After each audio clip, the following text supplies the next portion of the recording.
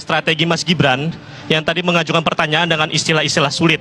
Dan terlihat sekali Gus Imin dan juga mungkin Pak Mahfud tadi kesulitan untuk menjawab itu. Bagaimana tanggapan Timnas Anies mengenai strategi tersebut? Terima kasih.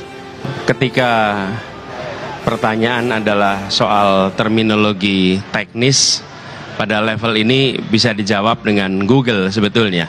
Publik bisa menilai kualitas pertanyaannya adalah kualitas pertanyaan aspek technicality, bukan aspek substansi.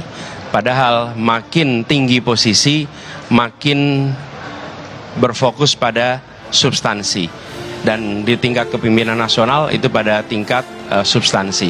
Tapi sebagai pertanyaan tentu sah-sah saja. Dan publik nanti akan menilai apakah memang ini format cerdas cermat untuk hafalan atau ini format tentang ideologi, gagasan, nilai yang kemudian diwujudkan dalam kebijakan.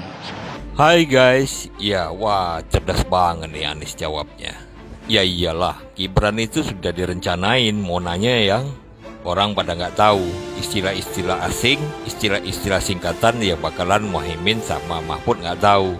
Ya bukan berarti mereka tuh nggak pinter, tetapi ya masa mereka tahu semua kan nggak mungkin.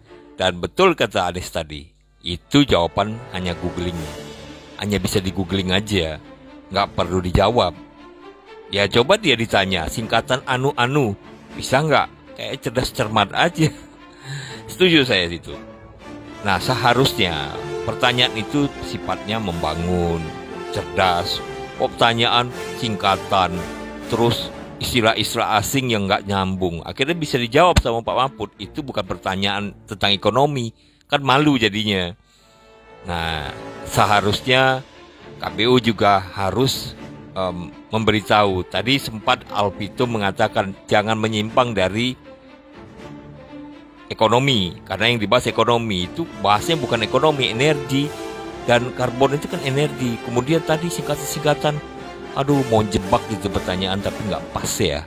Dan jawaban Anies tadi cerdas banget tuh.